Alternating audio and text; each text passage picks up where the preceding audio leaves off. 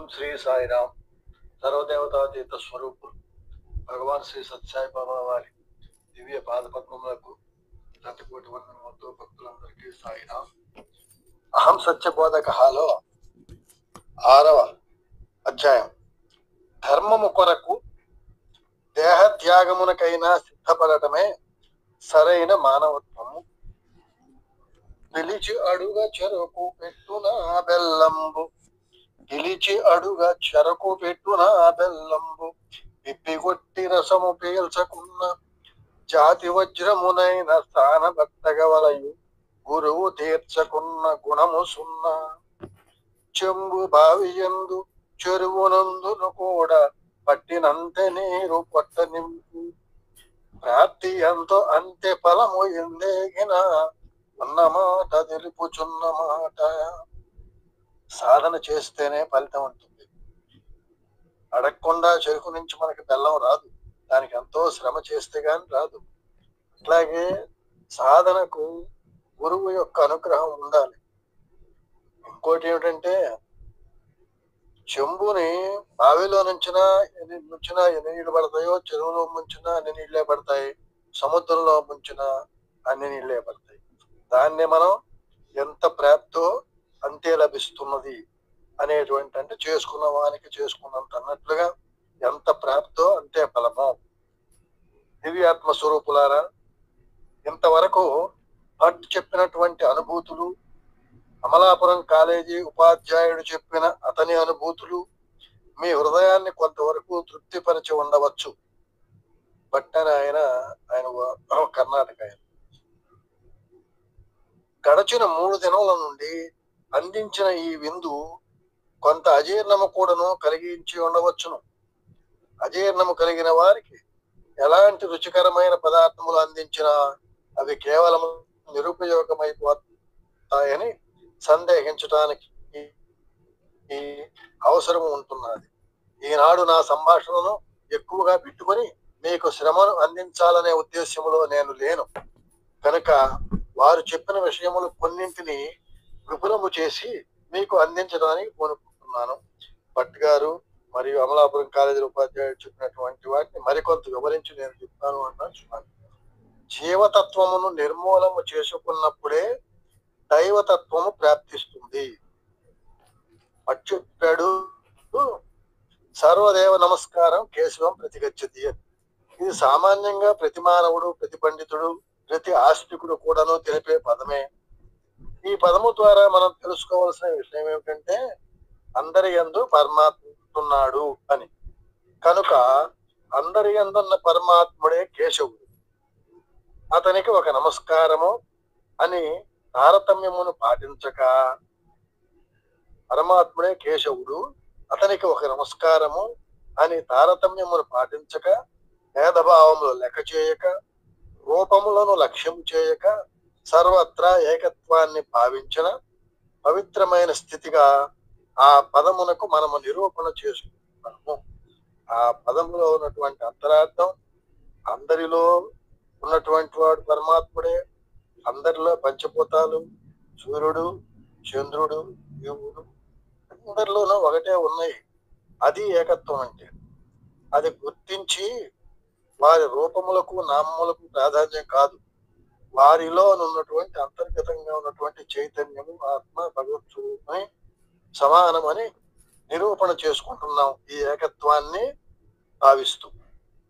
కానీ అంత మాత్రముతోనే అది పూర్ణత్వము కానేరదని నా అభిప్రాయము. అలా తలచినంత మాత్రమున సరిపోదు అంటారు స్వామి. సర్వదేవ నమస్కారం కేశవం ప్రతిగచ్చతి అనేది ఒక భాగమునకు మాత్రమే సంబంధించినదిగా కనిపిస్తున్నది. పురాణమునకు ఒకవైపు ఉన్నదే చెప్పినట్టుగా అనిపిస్తుంది. ప్రవాహమునకు ఇరుప్రక్కల మనము కట్టలు కట్టినప్పుడే ఆ ప్రవాహము యొక్క బాధల నుండి గ్రామమును రక్షించుకోగలుగుతామే గాని, ఒకవైపున మాత్రమే కట్టలు కట్టినామంటే మరొక వైపున ప్రవాహం యొక్క వేగము సూచిస్తూ వస్తున్నది. నదికి 2 కట్టలు ఉన్నప్పుడే ఒక క్రమ పద్ధతిలో ప్రవహిస్తూ దానిని జీవకోటి ఉపయోగించుకోవడానికి పనికొస్తుంది. ఒకవైపు కట్ట వేస్తే రెండో వైపున అది తన ఇష్టానుసారం వెళ్తుంది. ఇక్కడ ఈ నమస్కారం అందరి యందు పరమాత్మ ఉంటున్నాడు అనేది ఒకవైపు కట్ట మాత్రమే అవుతుంది. కాబట్టి ఆ ప్రవాహం ఏ రీతిగా పోతుంది, గ్రామమును ముంచి వేస్తుంది. ఒక పక్కన కట్ట ఉంటే చాలదు, గ్రామమును ముంచి వేసే పరిస్థితి కూడా వస్తుంది. అదే రీతిగా మన యొక్క భావ ప్రవాహానికి రెండు హద్దులు మనం నిర్మించుకున్నప్పుడే ఈ భావము భగవంతుని యందు లయము కావటానికి అవకాశం ఉంది.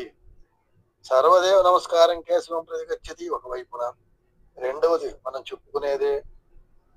వైపున సర్వదేవ తిరస్కారం కేశవం ప్రతిగచ్చతి. 99 మందిని ప్రేమించి 100వ వారిని దేహబుద్ధి మనం కనుక ద్వేషబుద్ధితో చూచినప్పుడు అది తిరస్కారం అవుతుంది, అది మళ్ళీ భగవంతుడిని తిరస్కరించినట్లే అవుతుంది అనేది కూడా ఉంది.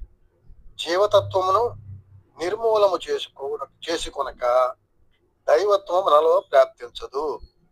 జీవతత్వము అంటే దేహభావము అనే దాన్ని నిర్మూలం చేసుకున్నప్పుడు మాత్రమే దైవత్వం మనలో ప్రాప్తిస్తుంది, లేకపోతే ప్రాప్తించదు. కనుక జీవతత్వమును మరచి దైవతత్వమును అందులో ప్రవేశపెట్టి ఆ భావమునే మన హృదయమును ప్రతిష్ఠ చేసినప్పుడే ఈ సర్వదేవ నమస్కారం ప్రతిగచ్చతి అనే సూత్రము సార్థకత్వమును పొంది మనము అనుభవించగలము. కాబట్టి ఈ సర్వదేవ నమస్కారము కేశవం ప్రతిగచ్చతి అనే దానికి సోపానం ఏమిటంటే జీవతత్వమును మరచి జీవతత్వమును పక్కన పెట్టి దాన్ని దాటి మనం దైవతత్వము మనలో ఉన్నది అని గమనించి తద్వారా మనం సార్థకత్వమును పొందాలి ఈ దేహమును ఉపయోగించుకొని. ధ్యానము ధ్యేయము మూడింటి ఏకత్వమును సాధించడమే నిజమైన ధ్యానం. ఈ ధ్యానం అనేది చాలా అతి ముఖ్యమైనటువంటిది. మన జీవితంలో ఎప్పుడు మాట్లాడుకుంటున్నాం, చేస్తున్నాం.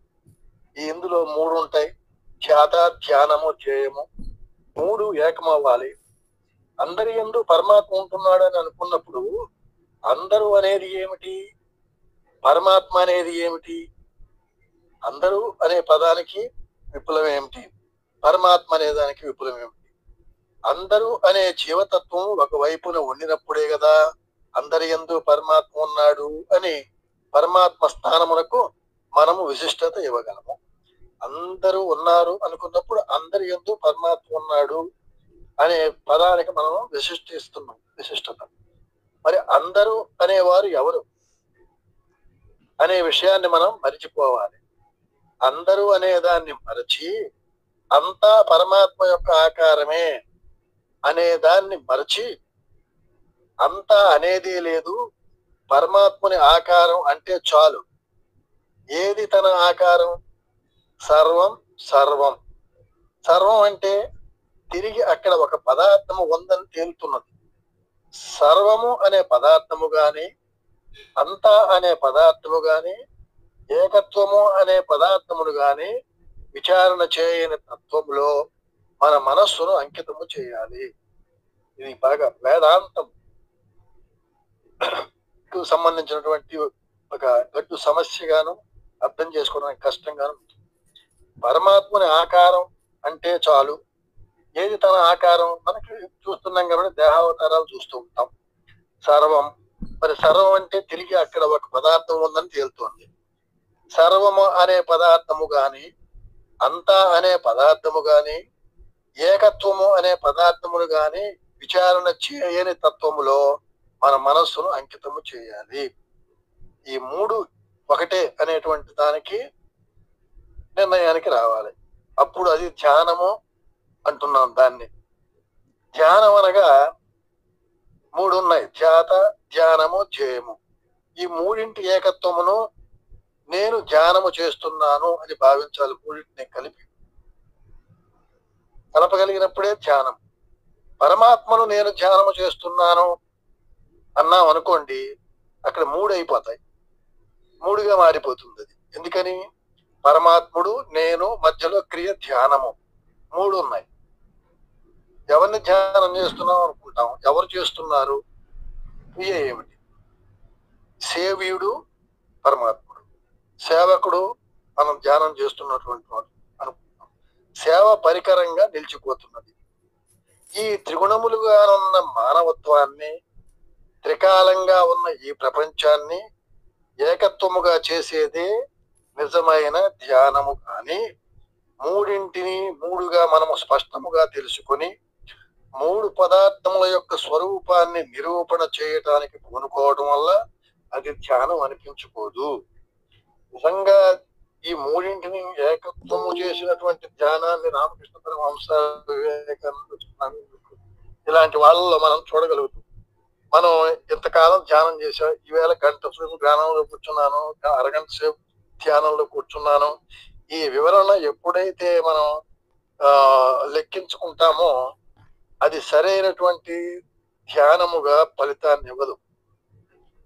మూడింటిని మూడుగా కనపడినట్టు, మూడింటిని మూడుగా మనం స్పష్టంగా తెలుసుకొని మూడు పదార్థముల యొక్క స్వరూపాన్ని నిరూపణ చేయడానికి పూనుకోవడం మనం. మూడింటి యొక్క తత్వము ఏకత్వంగా చేయటానికి పూనుకోవాలి. అదే ప్రధానమైనది. అది కేవలం భక్తి ప్రపత్తుల ద్వారానే మనకు ప్రాప్తిస్తుంది. కనుక దీనికి భక్తి చాలా ప్రధానమైనది. ఈ ఏకత్వం రావాలి.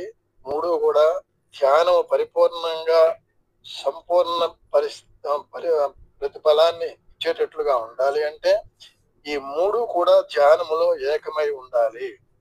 అది సాధన ద్వారా వస్తుంది. కరెక్ట్ అయినటువంటి ఒక సాధనలో ధ్యానానికి చాలా తక్కువ సమయంలోనే ధ్యానంలో ఉండగలుగుతాం. మనం వెంటనే మళ్ళా ఈ లోకంలోకి వచ్చేస్తూ ఉంటాం. కనుక ధ్యానం ఎంతసేపు అనేది కాదు, కానీ ఎప్పుడైనా సరే ధ్యానంలో కూర్చున్నప్పుడు అది కొన్ని సెకండ్లు అయినా కావచ్చు. ఆ సెకండ్లు మనం మూడు ఏకం అవుతుంది. ఆ తెలియని పరిస్థితి ఎక్కువసేపు ఉండలేము. ఆ స్థితిలో సాధన వల్ల మహానుభావులు ఎక్కువసేపు ధ్యానంలో ఉండగలుగుతారు. కాబట్టి జాత ధ్యానము చేయము మూడు ఒకటైనప్పుడే సరైనటువంటి ధ్యానం అవుతుంది అని ధ్యానం గురించి చెప్పారు సాయిరామ్. సాయిరామ్.